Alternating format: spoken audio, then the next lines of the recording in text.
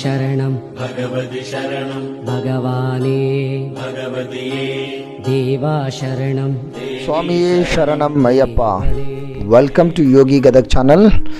So ಇವಾಗ ಇನ್ನೇನು ಕಾರ್ತಿಕ ಮಾಸ ಕಳೆದು ಇಡೀ ಭೂಮಿಯನ್ನು ಕೊರೆಯುವ ಚಳಿ ಆವರಿಸ್ತಾ ಇದೆ. ಇಂಥ ಕೊರೆಯುವ ಚಳಿಯಲ್ಲೂ ಅತೀ ಕಠಿಣವಾದ ವ್ರತ, ಎಲ್ಲ ವ್ರತಗಳಲ್ಲೂ one of the most difficult ಅಥವಾ ಅತ್ಯಂತ ಕಠಿಣವಾದ ವ್ರತ ಅಂದರೆ ಈ ಅಯ್ಯಪ್ಪ ಸ್ವಾಮಿಯ ವ್ರತ ಅಂತ ಹೇಳ್ಬೋದು.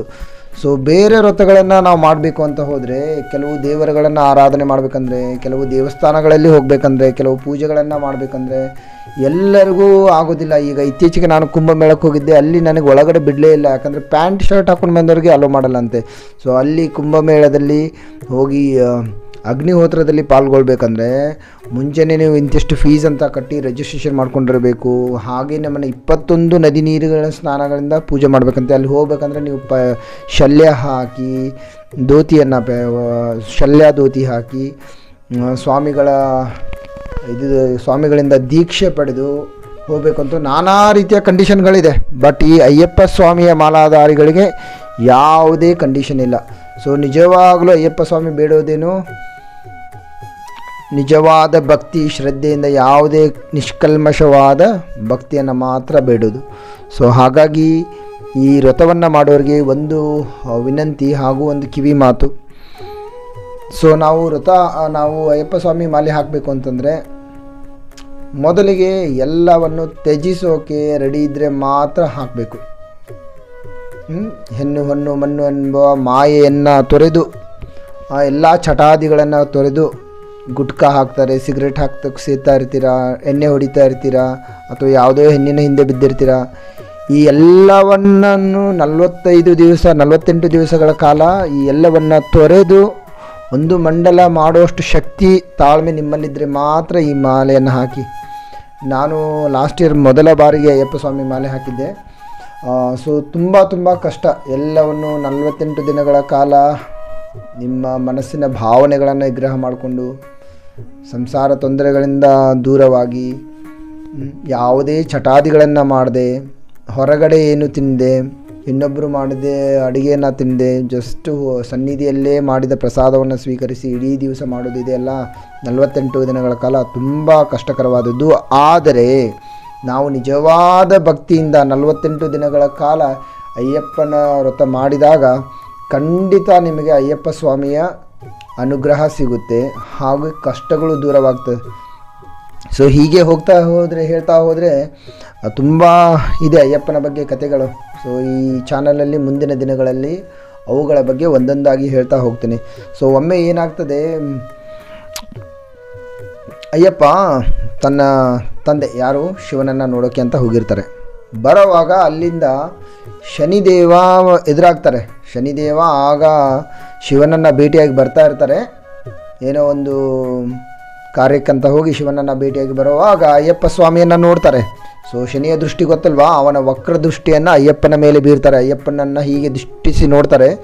ನೋಡಿದಾಗ ಅವ್ರಿಗೆ ಇವನ ಪ್ರಭಾವ ಅವನ ಮೇಲೆ ಏನೂ ಆಗಲ್ಲ. ಯಾಕಂದರೆ ಶನಿಗೆ ಆಶ್ಚರ್ಯ ಆಗ್ತದೆ, ಅಯ್ಯೋ ನನ್ನ ಕಣ್ಣಿನಿಂದ ಸಾಕ್ಷಾತ್ ಶಿವನೂ ಕೂಡ ತಪ್ಪಿಸ್ಕೊಳಕ್ಕಾಗಲ್ಲ, ಶಿವನೂ ಕೂಡ ನನ್ನ ಕಣ್ಣಲ್ಲಿ ಕಣ್ಣಿಟ್ಟು ನೋಡಲ್ಲ, ಹಾಗೆ ಇವನು ನೋಡಿದರೂ ಕೂಡ ಏನೂ ಆಗ್ತಾ ಇಲ್ಲಲ್ಲ ಅಂತ ನೋಡುವಾಗ ಯೋಚನೆ ಮಾಡ್ತಾನೆ ಶನಿದೇವ, ಯಾಕೆ ಇವನ ಮೇಲೆ ನನ್ನ ಪರಿಣಾಮ ಬೀರ್ತಾ ಇಲ್ಲಪ್ಪ, ನನ್ನ ದೃಷ್ಟಿಯಿಂದ ಏನು ಪ್ರಭಾವ ಯಾಕೆ ಆಗ್ತಾ ಇಲ್ಲ, ಇವನ ಮುಖ ಯಾಕೆ ಇಷ್ಟು ತೇಜಸ್ಸಿನಿಂದ ಹೊಳಿತಾ ಇದೆ ಅಂತ ಯೋಚನೆ ಮಾಡುವಾಗ ನಾವಾಗ ನೆನಪಾಗುತ್ತೆ ಅವನಿಗೆ, ಇವನು ಸಾಕ್ಷಾತ್ ಹರಿಹರನ ಪುತ್ರ ವಿಷ್ಣು ಹಾಗೂ ಶಿವನ ಸಮ್ಮಿಲನದಿಂದ ಜನಿಸಿದ ಮಗು ಇದು, ಇವನ ಮೇಲೆ ಏನು ಪರಿಣಾಮ ಬೀರಲ್ಲ ಅಂತ ಹೇಳ್ತಾರೆ. ಆವಾಗ ಅಯ್ಯಪ್ಪ ಸ್ವಾಮಿ ಶನಿನ ನೋಡಿ ಒಂದು ಮಾತು ಕೇಳ್ತಾರೆ, ಯಾಕಪ್ಪ ಶನಿದೇವ ಭೂಮಿ ಮೇಲೆ ಎಲ್ಲರಿಗೂ ಕಷ್ಟ ಕೊಡ್ತಾ ಇರ್ತೀಯ ನೀನು, ನಿನ್ನ ದೃಷ್ಟಿ ಯಾರ ಮೇಲೆ ಆದರೂ ಬಿದ್ದರೆ ಅವಳು 7 ವರ್ಷಗಳ ಕಾಲ ಎಲ್ಲವನ್ನು ಅನುಭವಿಸ್ತಾರೆ, ಎಲ್ಲ ಇರೋ ಆಸ್ತಿ ಪಾಸ್ತಿ ಸಂಪತ್ತು ಐಶ್ವರ್ಯಗಳನ್ನೆಲ್ಲ ಕಳ್ಕೊಳ್ತಾರೆ, ಯಾಕೆ ಅಷ್ಟು ತೊಂದರೆ ಕೊಡ್ತೀಯಾ ಅಂತ ಕೇಳಿದಾಗ ಶನಿದೇವ ಹೇಳ್ತಾರೆ, ಅದು ನನ್ನ ಧರ್ಮ, ಹೇಗೆ ನೀನು ಭಕ್ತರನ್ನು ಕಾಪಾಡೋದು ನಿನ್ನ ಧರ್ಮ, ಹೇಗೆ ಸೃಷ್ಟಿಯನ್ನು ರಚನೆ ಮಾಡೋದು ಬ್ರಹ್ಮನ ಧರ್ಮ, ಅದನ್ನು ನಿಭಾಯಿಸಿಕೊಂಡು ಹೋಗೋದು ವಿಷ್ಣುವಿನ ಧರ್ಮ, ಸರ್ವನಾಶ ಮಾಡುವುದು ವಿನಾಶಕಾರಿಯಾದಂಥ ಶಿವನ ಧರ್ಮ, ಹಾಗೆ ನನ್ನದು ಕೆಟ್ಟ ಕರ್ಮಗಳನ್ನು ಮಾಡಿದವರಿಗೆ, ಕೆಟ್ಟ ಕೆಲಸಗಳನ್ನು ಮಾಡಿದ ಅವರ ಕರ್ಮಗೆ ತಕ್ಕ ಹಾಗೆ ಶಿಕ್ಷೆಯನ್ನು ಕೊಡುವುದು ನನ್ನ ಧರ್ಮ. ಸೊ ಯಾರೋ ಒಬ್ಬ ವ್ಯಕ್ತಿ ದುಡ್ಡನ್ನು ಮಾಡಿ ಅಹಂಕಾರದಿಂದ ಮೆರಿತಾ ಇರ್ತಾನೆ, ನಾನೇ ಶ್ರೇಷ್ಠ ಅಂತ ಮೆರಿತಾ ಇರ್ತಾನೆ, ಅವನಿಗೂ ಒಂದು ಕೆಟ್ಟ ಕಾಲ, ಅವನಿಗೊಂದು ಪಾಠ ಕಲಿಸೋಕೆ ನನ್ನ ದೃಷ್ಟಿಯನ್ನು ಬೀಳ್ತೀನಿ ಅಂತ ಹೇಳ್ತಾರೆ. ಆವಾಗ ಒಂದು ಅಯ್ಯಪ್ಪ ಸ್ವಾಮಿ ನಿವೇದನೆ ಮಾಡ್ತಾರೆ. ಯಾರ ಮೇಲೆ? ಇದು ಶನಿದೇವನ ಹತ್ರ ಒಂದು ನಿವೇದನೆ ಮಾಡ್ತಾರೆ. ನಿನ್ನ ಪ್ರಭಾವ ನನ್ನ ಭಕ್ತರ ಮೇಲೆ ತೋರಬೇಡಪ್ಪ, ಅವರಿಗೆ ಮಾತ್ರ ನೀನು ಆಶೀರ್ವದಿಸು ಅಂತ ಕೇಳ್ತಾನೆ. ಆವಾಗ ಶನಿದೇವ ಹೇಳ್ತಾರೆ, ಏನು ನಿನ್ನ ಭಕ್ತರೇನು ಶ್ರೇಷ್ಠರಾ? ಅವ್ರಿಗೆ ಯಾಕೆ ನಾನು ಪ್ರಭಾವ ಬೀರಬಾರ್ದು? ನನ್ನ ದೃಷ್ಟಿ ಯಾರ ಮೇಲಾದರೂ ಬಿದ್ದರೆ 7 ವರ್ಷಗಳ ಕಾಲ ಅವರು ನರಕ ಯಾತನೆಯನ್ನು ಅನುಭವಿಸ್ತಾರೆ ಅಂತ ಹೇಳ್ತಾರೆ. ಆವಾಗ ಅಯ್ಯಪ್ಪ ಸ್ವಾಮಿ ಹೇಳ್ತಾರೆ, ಸೊ ನೀನು ಯಾರ ಮೇಲಾದರೂ ನಿನ್ನ ಶನಿ ದೃಷ್ಟಿ ಬಿದ್ದಾಗ ಅವರು 7 ವರ್ಷಗಳ ಕಾಲ ಏನು ಕಷ್ಟವನ್ನು ಅನುಭವಿಸ್ತಾರೆ.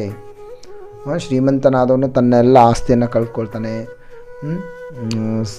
ಸಂಸಾರಿ ಆದವನು ಸಂಸಾರದಿಂದ ದೂರ ಆಗ್ತಾನೆ, ಅಥವಾ ಏನೇನು ದುಡ್ಡಿನ ಸಮಸ್ಯೆ ಬರ್ತದೆ, ವೃತ್ತಿ ಸಮಸ್ಯೆ ಬರ್ತದೆ, ಕೆಲಸವನ್ನು ಕಳೆದುಕೊಳ್ತಾರೆ. 108 ಎಲ್ಲದ ರೀತಿಯಲ್ಲಿ ಅವನಿಗೆ ಯಾವ್ದು ಅಹಂಕಾರಗಳಿರ್ತದೆ, ಯಾವ ಇರುವಿಕೆಗಳಿಂದ ಅವನು ಅಹಂಕಾರ ಪಡ್ತಾ ಇರ್ತಾನಲ್ಲ ಅದನ್ನೆಲ್ಲ ಅವನು ಕಳೆದುಕೊಳ್ತಾನೆ.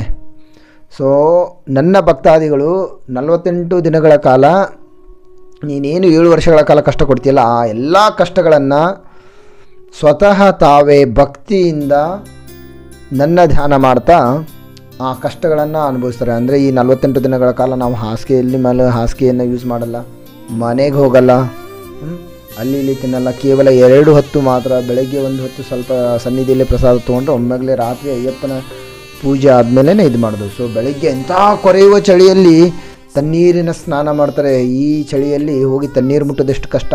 ಸೊ ತಣ್ಣೀರಿನ ಸ್ನಾನ ಮಾಡ್ತಾರೆ. ಹಾಗೆ ಎಲ್ಲವ ನೀನೇನು ಕಷ್ಟಗಳನ್ನು ಕೊಡ್ತೀಯ ಶನಿದೇವ, ಅದೆಲ್ಲ ಕಷ್ಟಗಳನ್ನು ಅವರು ತಾವಾಗೇ ಅನುಭವಿಸ್ತಾರೆ.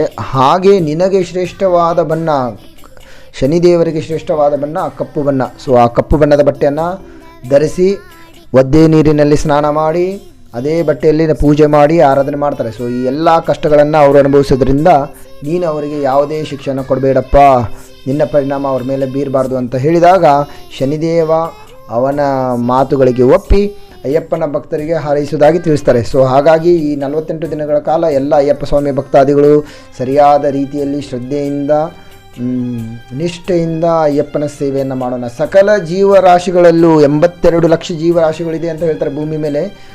ಎಲ್ಲ ಜೀವರಾಶಿಗಳಲ್ಲೂ ಕೂಡ ಅಯ್ಯಪ್ಪನನ್ನೇ ಕಾಣುವುದು ಈ ವ್ರತದ ಅತಿ ಮುಖ್ಯ ನಿಯಮವಾಗಿದೆ. ಸೊ ಸಾಧ್ಯವಾದಷ್ಟು ಎಲ್ಲರೂ ಶ್ರದ್ಧೆಯಿಂದ ಈ ವ್ರತವನ್ನು ಮಾಡೋಣ ಹಾಗೂ ಅಯ್ಯಪ್ಪನ ಭಕ್ತಿಗೆ ಪಾತ್ರರಾಗೋಣ. ಖಂಡಿತ ನಾವು ಮನಸ್ಸು ಶುದ್ಧವಾಗಿದ್ದಲ್ಲಿ ಖಂಡಿತ ನಮ್ಮೆಲ್ಲ ಕಷ್ಟಗಳು ದೂರವಾಗ್ತವೆ. ಕಷ್ಟಗಳು ದೂರವಾಗದೇ ಇದ್ದರೂ ಪರವಾಗಿಲ್ಲ, ಕಷ್ಟಗಳನ್ನು ಎದುರಿಸುವ ಶಕ್ತಿ ಬರ್ತದೆ. ನಮ್ಮೆಲ್ಲರಿಗೂ ಎಲ್ಲ ಇದ್ರೇನು ಈಗಿನ ಕಾಲದಲ್ಲಿ ಮನಃಶಾಂತಿ ಅನ್ನೋದಿಲ್ಲ.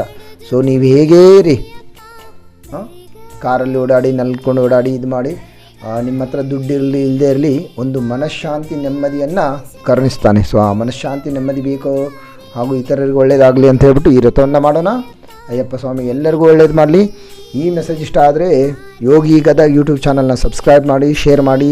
ಸೊ ಅಯ್ಯಪ್ಪನ ಹಾಗೆ ವ್ರತದ ನಿಯಮಗಳ ಬಗ್ಗೆ ಹಾಗೆ ನನಗೆ ತಿಳಿದ ವಿಚಾರಗಳ ಬಗ್ಗೆ ಮುಂದಿನ ದಿನಗಳಲ್ಲಿ ಹೆಚ್ಚಿನ ಮಾಹಿತಿಯನ್ನು ನೀಡೋಣ. ನನಗೆ ಎಡಿಟ್ ಎಲ್ಲ ಮಾಡೋಕ್ಕೆ ಟೈಮ್ ಸಿಗೋಲ್ಲ, ಯಾಕಂದರೆ ನಾನು ಬೆಳಗ್ಗೆ 4-5 ಗಂಟೆಗೆ ಎದ್ದರೆ 11 ಗಂಟೆವರೆಗೂ ನನ್ನ ಶೆಡ್ಯೂಲ್ ಫುಲ್ ಬ್ಯುಸಿ ಇರ್ತದೆ.